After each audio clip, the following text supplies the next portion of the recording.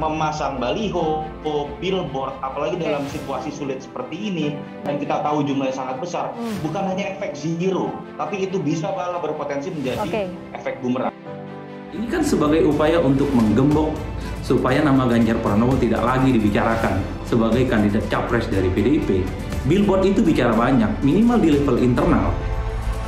Jangankan baliho atau bendera atau spanduk, reklame saja yang besar, yang kuat, kalau ditemukan tidak sesuai dengan peruntukannya pasti diturunkan. Ganjar ini pandai menggunakan momentum politik untuk menyampaikan pesan-pesan politik yang itu tidak terkesan punya ambisi secara politik. Ada barbaju loreng menurunkan baleho, itu perintah saya. Itu perintah saya. Karena berapa kali Pol PP nurunkan, dinaikkan lagi. Ya. Perintah saya itu. Dan Polri beserta TNI memberikan jaminan keamanan untuk agar Satpol PP bisa melaksanakan tugas pokok fungsinya dengan baik. Yang saya tangkap belakangan itu ada yang disebut dengan ada efek Ganjar ini terkesan dizolimi oleh partainya sendiri. Ganjar melawan, baliho Puan diturunkan.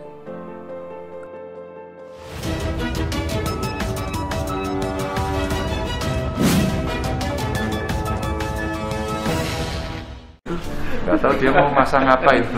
Mau masang apa, Mbak? Iya ya Pak, iya ya Pak. Baliho itu nggak penting, Mbak. Yang diingat itu jadinya. Marak bertebarannya baliho Ketua DPR RI Puan Maharani di beberapa tempat kerap menuai beragam persepsi di berbagai kalangan. Salah satunya dinilai sebagai bentuk promosi pencitraan dalam menyongsong perhelatan pemilihan presiden atau Pilpres 2024 mendatang.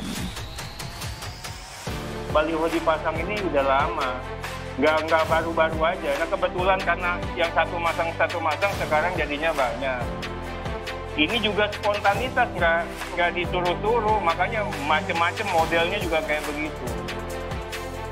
Billboard itu adalah satu instrumen untuk mengenalkan seorang Puan Maharani untuk kemudian diperhitungkan sebagai capres yang juga layak untuk disandingkan dengan nama-nama besar lain.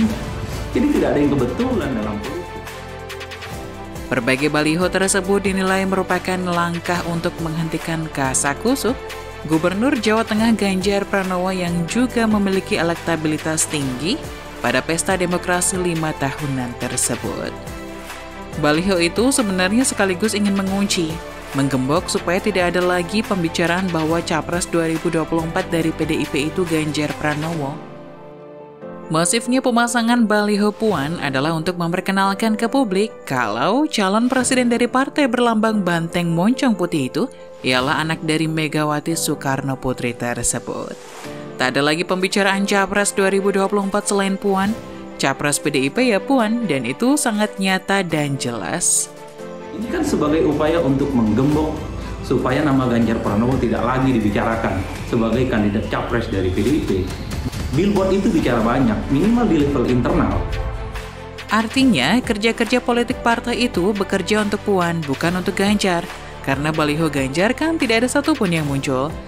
Yang mau capres-capres pasang baliho, Pak. Mau pasang nggak, Pak? Walah Mas, aku itu tugas saya hanya satu sekarang. Saya diperintahkan oleh Presiden kon ngurusi COVID ya Mas. Terus aku rakober mikir gitu. Terus aku mikir COVID, saya punya caranya ini segera beres dan sekarang udah melandai. Saya udah melihat mall, orang berdagang, tak lihat laku jualannya, terus aku mulai seneng. Ini akan menjadi momentum yang membekas bagi rakyat. Siapa yang sebenarnya hadir ke mereka di saat mereka takut terhadap pandemi, krisis kesehatan dan krisis ekonomi. Secara internal memang cukup ampuh untuk menutup ruang gerak pembicaraan para kader daerah tentang Ganjar yang akan maju dari PDIP. Namun sayang sekali, promosi Puan itu tak lantas serta-merta bisa mendongkrak elektabilitasnya sebagai calon presiden atau wakil presiden. Hal itu terbukti dengan hasil survei dari Carta Politika, walaupun sudah masif, ternyata elektabilitas Puan masih tetap ada di angka 0,7%. Berbanding terbalik dengan Ganjar yang meskipun sudah diganjal habis-habisan, Namun, elektabilitasnya malah naik, menjadi yang pertama menyalip elektabilitas Prabowo Subianto yang pada survei-survei sebelumnya selalu menduduki posisi teratas.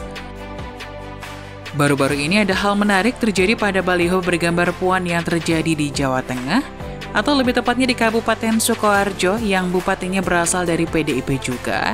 Beredar sejumlah foto di jagat maya tentang kegiatan Satpol PP sedang mencabut baliho Ketua DPP PDIP Puan Maharani di Sukoharjo, Jawa Tengah. Salah satu akun Twitter @jateng_tweet menunjukkan foto-foto bergambar Satpol PP sedang berada di sekitar baliho Puan Maharani yang berukuran cukup besar. Mereka mencabut bambu-bambu penyangga baliho yang dipasang di pinggir jalan tersebut. Yang paling banyak tadi tidak berizin dan juga penempatannya salah. Tadi sebagai Bupati Bogor penempatannya sudah salah, jadi kita tertibkan. Penurunan baliho Puan pun ramai dibicarakan. Bagaimana bisa Satpol PP berani-beraninya turunkan baliho sang putri di kandang banteng?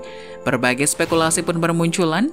Ada yang menduga ini adalah wujud dari perlawanan Ganjar sang penguasa Jawa Tengah saat ini yang juga ingin menunjukkan tajinya.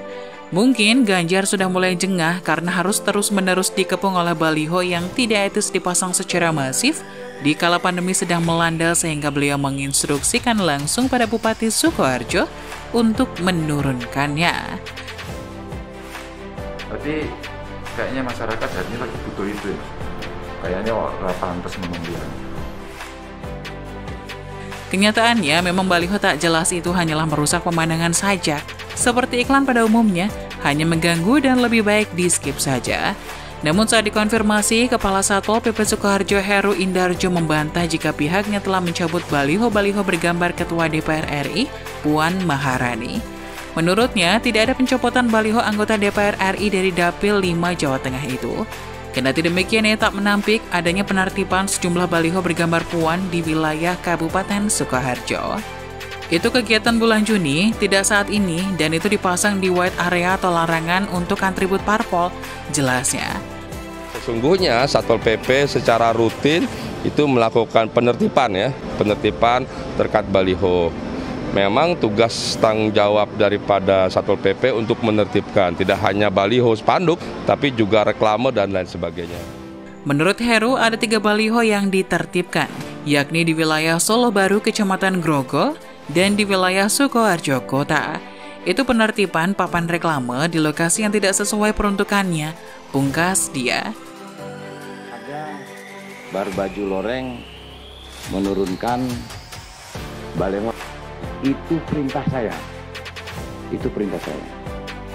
Karena berapa kali Pol PP menurunkan, dinaikkan lagi. Ya, perintah saya itu. Ya kalau masang baliho itu udah jelas ada aturannya.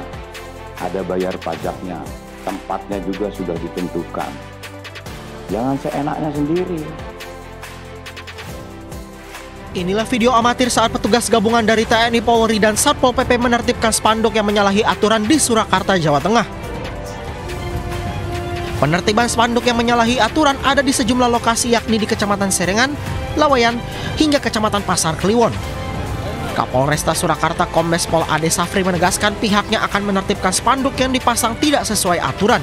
Kita mendorong Satpol PP untuk melaksanakan tugas pokok fungsinya, melakukan penertiban pemasang baliho yang tidak sesuai dengan ketentuan, dan Polri beserta TNI memberikan jaminan keamanan untuk agar Satpol PP bisa melaksanakan tugas pokok fungsinya dengan baik.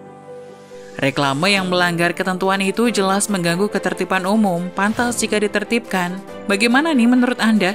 Tuliskan komentar Anda di bawah ya. Jangan lupa like, subscribe, dan bagikan ke media sosial kalian.